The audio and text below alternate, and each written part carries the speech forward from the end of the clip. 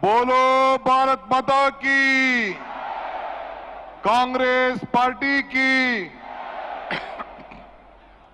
मल्लिकार्जुन खड़गे की, सोनिया गांधी की, राहुल गांधी की, सिद्धरामಯ್ಯ की। ಬಂಧುಗಳೇ, ನಮ್ಮ ರಾಷ್ಟ್ರೀಯ ಕಾಂಗ್ರೆಸ್ ಪಕ್ಷದ ರಾಷ್ಟ್ರೀಯ ಕಾಂಗ್ರೆಸ್ ಪಕ್ಷದ ಅಧ್ಯಕ್ಷರು, ರಾಜ್ಯಸಭೆಯಲ್ಲಿ ವಿರೋಧ ಪಕ್ಷದ ನಾಯಕರು, ನಮ್ಮ ಭೂಮಿಯ ಪುತ್ರರು, ನಮ್ಮ ಹಿರಿಯ ನಾಯಕರಾದ ಶ್ರೀ ಮಲ್ಲಿಕಾರ್ಜುನ್ ಖರ್ಗೆ ಸಾಹೇಬ್ರೆ, ವಿರೋಧ ಪಕ್ಷದ ನಾಯಕರು ಪ್ರಜಾಪ್ರಭುತ್ವವನ್ನು ಉಳಿಸಬೇಕು, ಸಂವಿಧಾನವನ್ನು ರಕ್ಷಣೆ ಮಾಡಬೇಕು ಅಂತ ಹೇಳಿ ಒಂದು ದೊಡ್ಡ ಹೋರಾಟವನ್ನ ಪ್ರಾರಂಭ ಮಾಡತಕ್ಕಂತ ನಮ್ಮ ವಿರೋಧ ಪಕ್ಷದ ನಾಯಕರಾದ ಶ್ರೀ ರಾಹುಲ್ ಗಾಂಧಿ ಅವರೇ, ನಮ್ಮ ರಾಜ್ಯದ ಗೌರವಾನ್ವಿತ ಮುಖ್ಯಮಂತ್ರಿಗಳು, ನಮ್ಮ ಹಿರಿಯ ನಾಯಕರಾದಂತ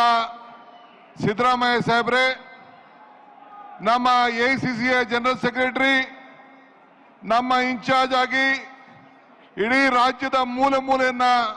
ತಿಳಿದಂತ ಶ್ರೀ ವೇಣುಗೋಪಾಲ್ ಸಾಹೇಬ್ರೆ, ನಮ್ಮ ಎಐಸಿಸಿಯ ಜನರಲ್ ಸೆಕ್ರೆಟರಿ, ನಮ್ಮ ಉಸ್ತುವಾರಿಗಳಂತ ರಣದೀಪ್ ಸುರ್ಜೇವಾಲಾರವರೇ, ವೇದಿಕೆಯಲ್ಲಿರುವಂತ ಮಾಜಿ ಮುಖ್ಯಮಂತ್ರಿಗಳಂತ ವೀರಪ್ಪ ಮೊಯ್ಲಿ ಸಾಹೇಬ್ರೆ,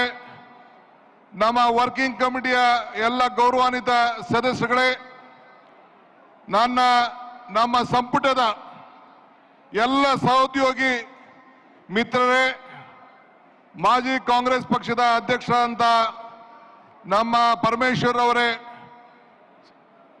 ಮತ್ತು ದಿನೇಶ್ ಗುಂಡೂರಾಯರವರೇ, ನಮ್ಮ ದೇಶಪಾಂಡೆರವರೇ, ಇನ್ನು ಎಲ್ಲ ಎಐಸಿಸಿಯ ಎಲ್ಲ ಕಾರ್ಯದರ್ಶಿಗಳೇ, ಶಾಸಕರೇ, ಕಾಂಗ್ರೆಸ್ ಪಕ್ಷದ ಎಲ್ಲ ಪದಾಧಿಕಾರಿಗಳೇ, block Congress, youth Congress, NSUI, ಮಹಿಳಾ ಕಾಂಗ್ರೆಸ್, ಸೇವಾದಳ ಮತ್ತು ಎಲ್ಲ ಘಟಕದ ಎಲ್ಲ ಅಧ್ಯಕ್ಷಗಳೇ ಮತ್ತು ಇಡೀ ದೇಶದಿಂದ ಈ ಕಾರ್ಯಕ್ರಮವನ್ನು ವೀಕ್ಷಣೆ ಮಾಡ್ತಾರಂತ ಎಲ್ಲ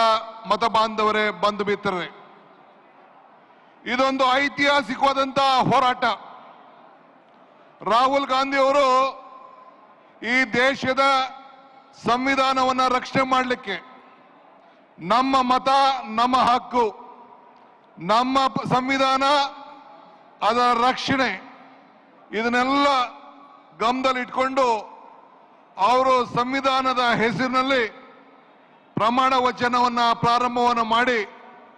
ಈ ದೇಶಕ್ಕೆ ಒಂದು ದೊಡ್ಡ ಸಂದೇಶವನ್ನು ಕಳಿಸ್ಕೊಟ್ಟಿದ್ದಾರೆ. ನಮ್ಮ ರಾಷ್ಟ್ರೀಯ ಕಾಂಗ್ರೆಸ್ ಅಧ್ಯಕ್ಷರಾದಂತ ಮಲ್ಲಿಕಾರ್ಜುನ್ ಖರ್ಗೆ ಸಾಹೇಬರು ಅವರು ಈ ಸಂದರ್ಭದಲ್ಲಿ ಒಬ್ಬ ಬ್ಲಾಕ್ ಕಾಂಗ್ರೆಸ್ನ ಅಧ್ಯಕ್ಷರಾಗಿ ಇವತ್ತು ಮಹಾತ್ಮ ಗಾಂಧೀಜಿ ಅವರು ಕೂತಂತ ಜಾಗದಲ್ಲಿ 100 ವರ್ಷದ ಹಿಂದೆ ಮಹಾತ್ಮ ಗಾಂಧೀಜಿ ಅವರು ಇದೇ ರಾಜ್ಯದಿಂದ ಕಾಂಗ್ರೆಸ್ ಪಕ್ಷದ ಅಧ್ಯಕ್ಷರಾಗಿದ್ರು. ಅವರ ಜಾಗದಲ್ಲಿ ಇವತ್ತು ಅವರು ಕೂತ್